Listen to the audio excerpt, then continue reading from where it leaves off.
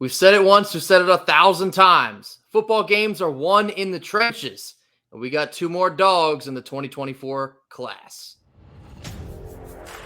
You are Locked On Wolfpack, your daily podcast on the NC State Wolfpack, part of the Locked On Podcast Network, your team every day.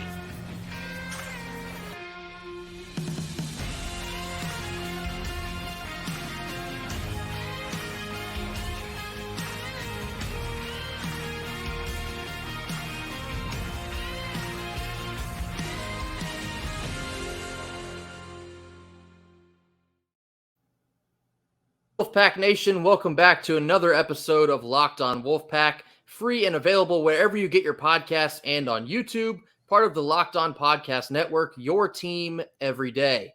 As always, I'm Grayson Boone. Joining me is Kenton Gibbs. And Kenton, we have a couple more additions to our 2024 football recruiting class. Of course, the most recent was on Wednesday afternoon, and then the other one, offensive lineman, this past week. Of course, we are talking about Trent Mitchell and Justin Terrell. Trent Mitchell is the offensive lineman committed to NC State just this past week. 3-star offensive tackle from Gastonia, North Carolina. 6'6", 290. That immediately jumps off the page to you. And then the defensive lineman is Justin Terrell, committing to NC State on Wednesday afternoon. 6'2", 280. 3-star defensive lineman from Rome, Georgia. We're going to start here with Justin Terrell, as this is the most recent commit, as I mentioned, just happening yesterday. And Kent, before we get too far into it, I want to display the video that, of course, much of Wolfpack Nation is talking about of Justin Terrell's commitment here. Let me see if I can get this to upload. Let's see it. I'm excited about it. Here we go. Got 2 hats on the table. Picks up UNC. Oh, fakes them out.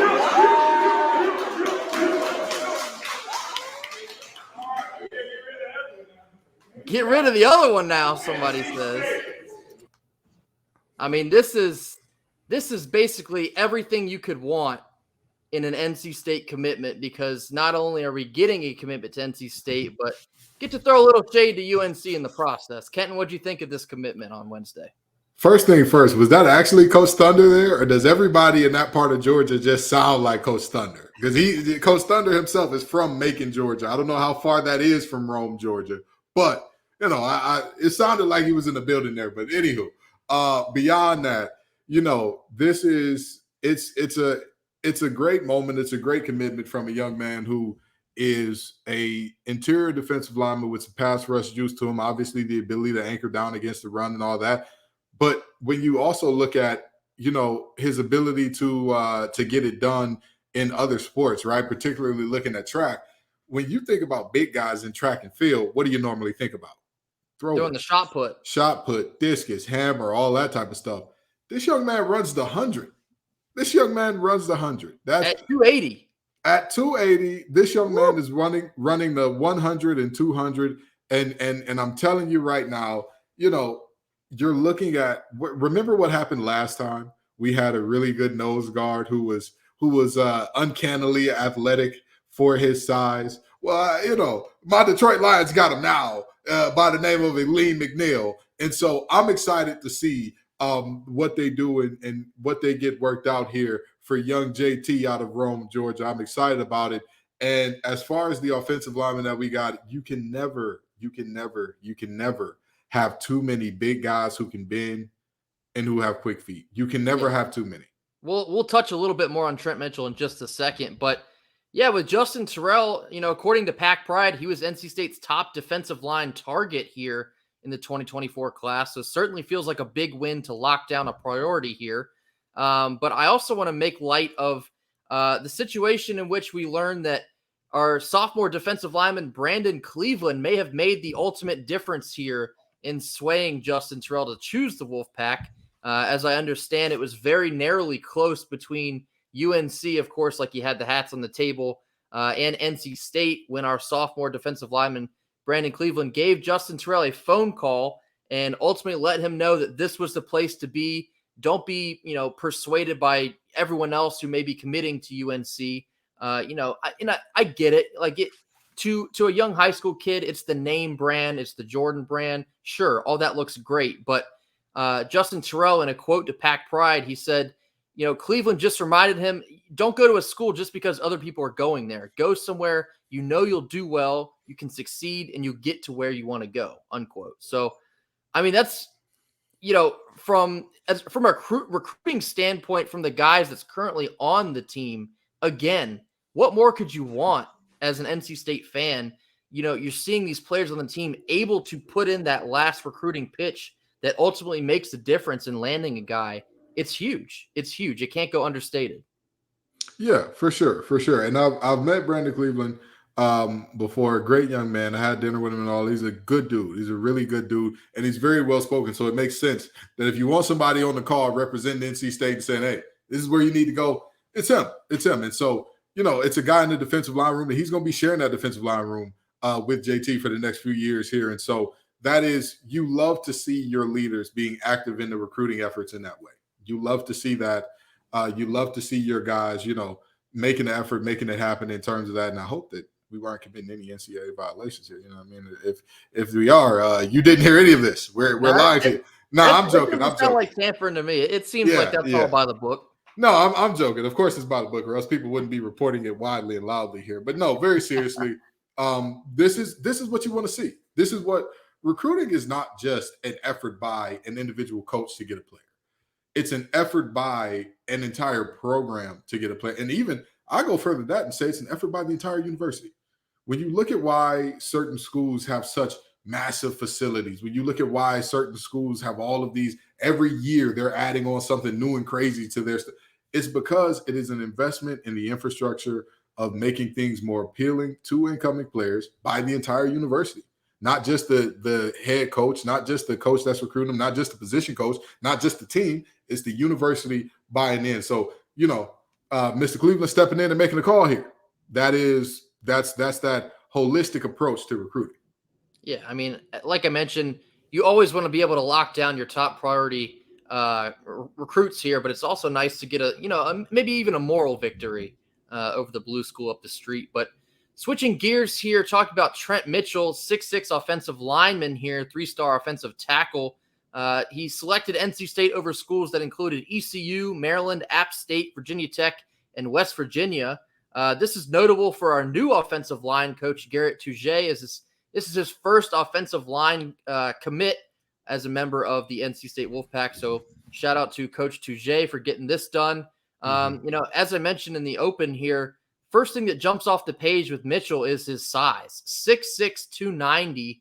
I immediately, when I'm thinking of large offensive linemen from NC State, you don't have to go back very far to find Ike Ekwonu, who was just drafted in the first round just 2 years ago. Trent Mitchell is probably bigger. Well, he is taller, but he's probably going to wind up bigger than Ike was when he was drafted. So, fitting together all the intangibles here, you get him in this system, and the thing we probably do best here at NC State is development.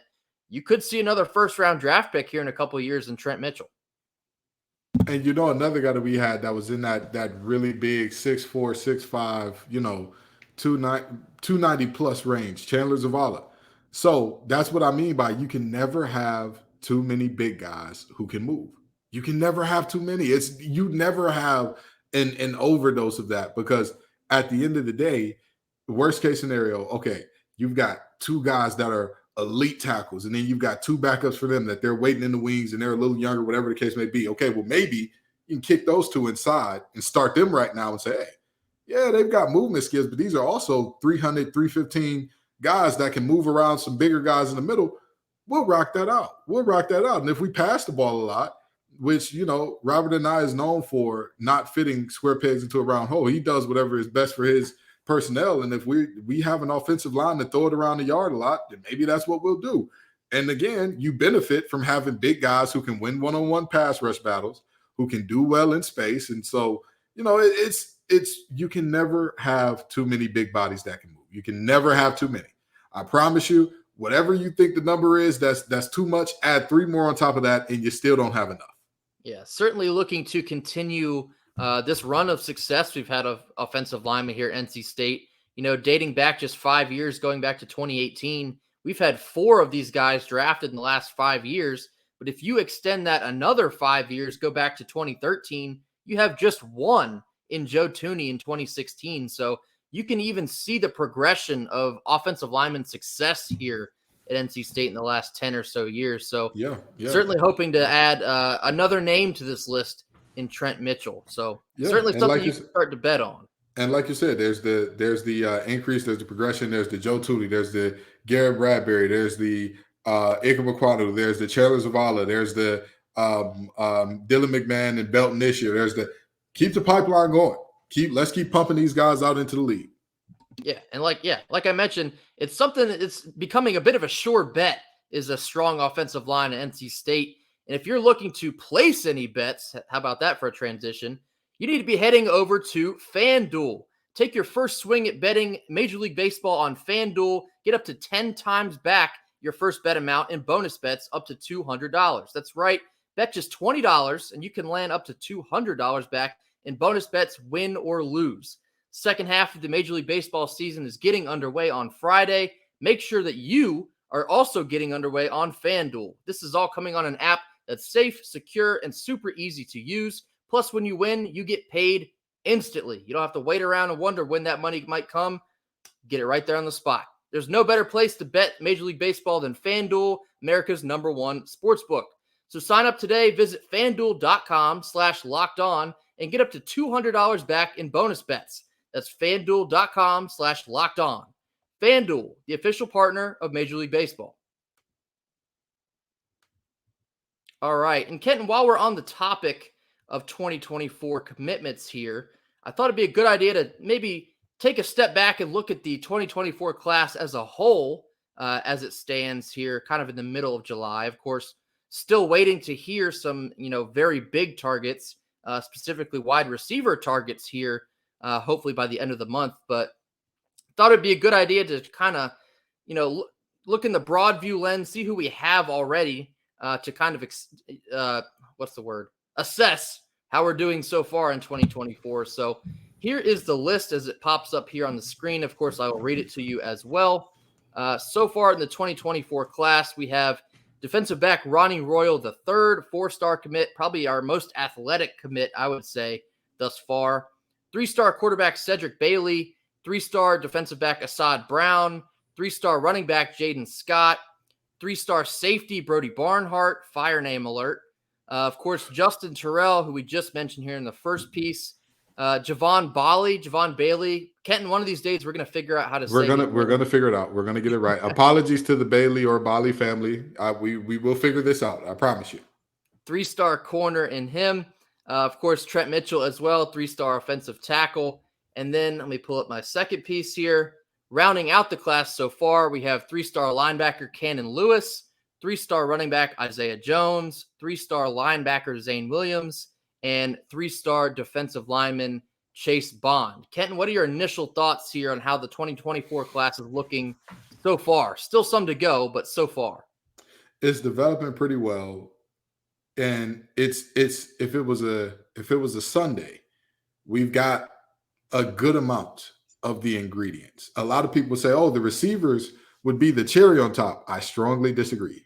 The receivers would be more so the whipped cream and the whatever type of drizzle you need, whatever, be it if you're a caramel person, if you're a chocolate person, because the cherry on top is just nice to have. Everybody doesn't even like or need the cherry, but to have a good Sunday, you need the hot fudge or hot caramel or whatever. We need these receivers. We need somebody that's going to be dynamic on the outside, because the difference in having big-time playmakers on the outside or not is tangible.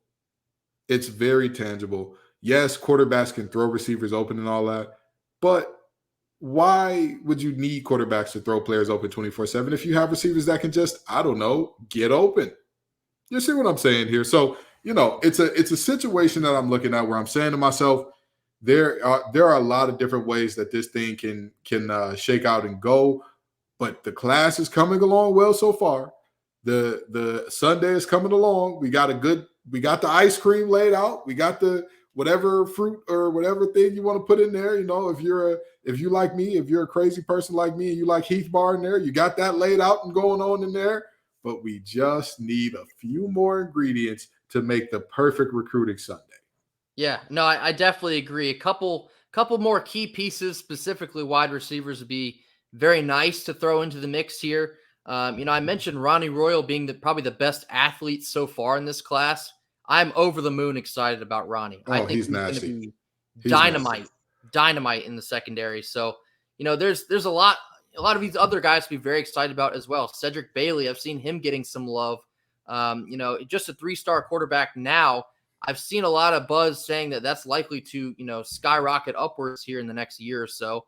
It kind of depends on how much you value the stars or the recruiting class rankings. I guess if this does matter to you, I think right now we're about 52 for the class of 2024. But again, NC State does this best, and it's developing these players. Bradley Chubb, when he came to NC State, he wasn't a 5-star guy. He wasn't even a 4-star guy. Yeah. First-round draft pick. This is what we do. These types of classes. Go ahead. Remember, Big It wasn't the guy in his own household. He wasn't the guy in his own household. It was his brother that everybody wanted. Everybody was seeking after. Everybody. And what did we turn him into? The first offensive player off the board, period. Yeah. No, it's a very good comparison there, like I mentioned in Trent Mitchell, because there's a lot of comparison there to Ike Ekwonu. And so you get a guy like a Trent Mitchell into our system, you develop him, and hopefully, under the new wing of Coach Touche, who has a very good track record here, you could see another offensive lineman going to the league in, 2 or 3 years here because of the development and the skill making that takes place at NC State. And of course, all of these guys, if you get Coach Thunder in the mix, you're going to see some bulk. You're going to see some bodies being, rock solid and, subsequently in much better shape to be developing their own skills in a different way. So there's a lot to be excited about. Still a lot to still be seen here as we are waiting on some recruiting developments here in the next couple weeks. We've talked ad nauseum about Terrell Anderson and what he could mean to this 2024 class. Certainly hoping that'll turn out sooner than later. But yeah, there's certainly a lot to be anxiously excited about getting these guys into the system. And let me talk about something real quick here. That I know we're on the recruits and all the players that are coming in, but you talked about Thunder, and so I gotta give another shout out to Thunder because I don't know if Wolfpack Nation, if you haven't already done so, go to Trent Pennick's Twitter page. That boy is looking like a tight end now. That's what he's gonna play, isn't it? He's got some size on him now. He's looking like a tight end for real now. He's not just built like a running back that's playing tight end. He's built like a tight end at this point, equipped with the rippling arms, the big, thick tree trunk type legs. He's looking good. So, like you talked about, again, I don't know if Thunder actually was in Rome. I doubt it. But with that being said, whenever you get Thunder involved with these players, you're going to see positive results because, again, player development, yes, it is a lot. It has a lot to do with the on-the-field coaching and developing of the skills and all that, but the developing of good habits, good movement techniques and all that, the development of, understanding where players have inadequacies or deficiencies in terms of their strengths and weaknesses, in terms of just sheer physical ability to produce power and working that out, very important. And that's something Thunder specializes in. He's absolutely amazing at it. Absolutely. And then, before we wrap up this piece here, Kenton, I want to do something fun here. Of these 12 guys here, I guess you probably exclude Ronnie Royal because of the reputation he has, but who is, I guess, your dark horse for the guy that's going to make the biggest impact out of this 2024 class? Here's the thing. I wanted to go with Brody Barnhart because, again, fire name alert, and from everything I've heard about that young man, it is you're going to have a very hard time if he's meeting you in the hole. It's not going to be a fun day for you if that's happening on a consistent basis. But with that being said, one thing that I think that we are seeing develop well here is our passing game to an extent, in terms of, bringing in an eye in terms of our quarterback situation, in terms of not just having a good quarterback, having a continuous string here potentially of good quarterbacks. We need that running game, but not just any part of the running game. We need the running game to be more explosive. And with that being said, Jalen, Duke, Scott, come on down, brother. He's the type of guy that if he makes you miss, if he finds a way and you take it back, he's the type of guy, as we call him, he's an angle breaker. Not an ankle breaker, an angle breaker, right? So what do I mean by that when I'm talking about Jaden, Duke, Scott? Well, there are most guys, if I get an angle, I'll cut them off, whatever, I'll work it out. There are other guys where it's like, it doesn't matter what your angle is. If you're not already right by him, just go ahead and start heading to the sidelines, strike up the band. It's Katie Dids at the doorstep. That's 6 points. And I think he's that type of guy. Okay. I like that answer a lot. I think he could be a difference maker when it's all said and done. My answer here is Assad Brown. I liked a lot of the things I've been hearing of him at the corner position.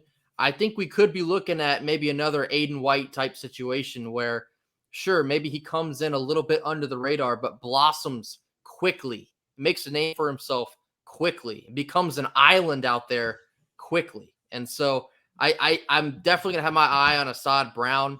We talk a lot on this show, especially about how dynamic our secondary has become here in the last couple of years. And this 2024 class, the secondary commits here, there's something special. And so you implement that into what we already have, the seniority and the experience we have going on. I think all of that's going to really rub off on Assad Brown. He's going to hit the ground running when he does make it to campus in 2024. Yeah, that'd be great to see. That'd be great to see because we talked about in basketball, we got a lot of shots available with Terquavius Smith and Jarkel Jordan leaving. With Aiden White being gone, we're going to have a lot of coverage snaps at that CB1 available. And naturally, even if it's not one of these freshmen that fills that in, which I'm not expecting, somebody comes in, steps into that seat. Well, then what does that mean? If that guy was cornerback 2, now you got reps at cornerback 2 available. Oh, yeah.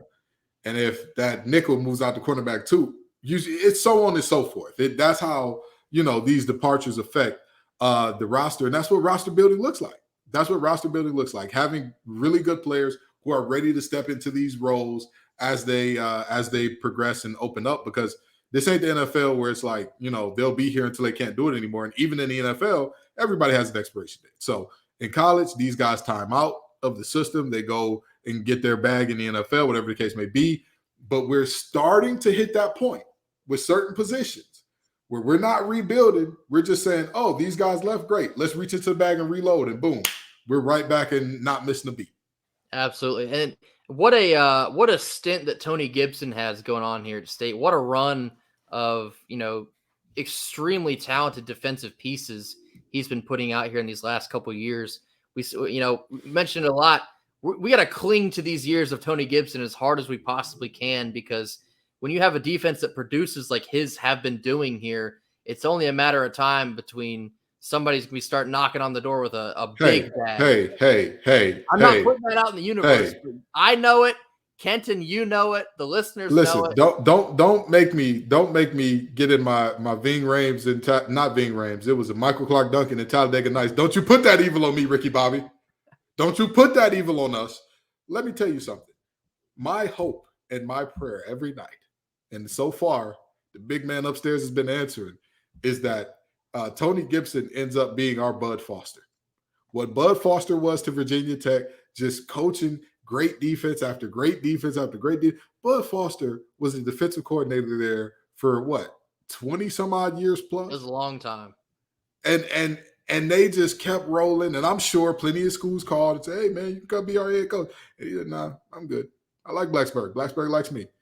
Tony, I hope you love Raleigh, brother. I hope you never have to buy a drink anywhere. I hope you never have to pay for it. As a matter of fact, if you listen to this show, make sure that I don't care how much he's getting paid. Make sure he don't got to buy a drink nowhere. We're keeping him in Raleigh for as long as he wants to be here. Okay, that's a lifetime job right there. As long as he wants. Hey, you're certainly not going to get any complaints out of me. You're not going to have me packing his bags anytime soon.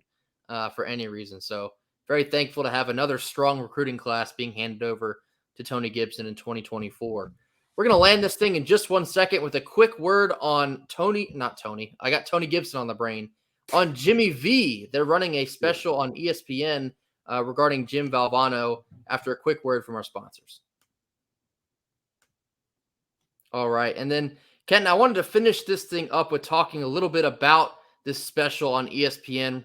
Well, I guess you're hearing this on Thursday, so it aired last night on Wednesday. Of course, I believe it's happening right now as we're recording this, so we have not seen it yet, but very excited to see yet another documentary type thing on the speech itself from Jim Valvano and how much it has meant to our university for all of these years. Not just inspiring people that are in NC State or involved with NC State, but worldwide. His words while he was fighting cancer were extraordinary. And, it's hard to put into words what the lasting impact Jimmy V has had on this world. But Kenton, are you interested in watching this documentary on the speech? Oh, absolutely. I saw the preview in and of itself, and it was so powerful. It was so powerful. And, people keep saying, some people are saying, well, we've seen every angle of the speech. We've heard all of the things about it and all that good stuff. There are certain moments that, they're that impactful to a certain subset of people or a certain genre or a certain world that it's vitally important to keep going. And this is one of those things that I don't care whose viewpoint they're telling it from. I don't care if they're telling it from the viewpoint of the hummingbird that snuck in the ESPYs and was just sitting there in the Raptors going twinkle, twinkle. Let's go ahead and hear the bird twinkle, twinkle away for 20 minutes about what Jimmy V meant to her. But I'm excited to see it. I'm excited to learn more about, what went into it and all the things surrounding it. Yeah, I truly don't think you can cover Jimmy V in this speech enough. I think the more documentaries, the more specials on it, the better, because there's seemingly something else you can pull out of it every single time you do see a different angle of it. So very excited myself to be able to put eyes on that, hopefully after we're finished recording this evening. But that is going to do it for us here, not just on Thursday, but for the week. Thank you all for joining us here this week. It's been, a great week of news as far as NC State things go. So that is always a delight to see. As always, pop down in our comment section. Let us know about what you're thinking regarding the 2024 recruiting class thus far. Let us know how you think an addition of a wide receiver is going to help this class look even better potentially here in the next couple weeks. Toss us some likes, toss us some subscribe button mashes. I keep seeing that number going up. So thank you all so much for subscribing and tuning in with us as we discuss NC State seemingly every single day, every single week. So thank you as always. Go Pack. Go Pack.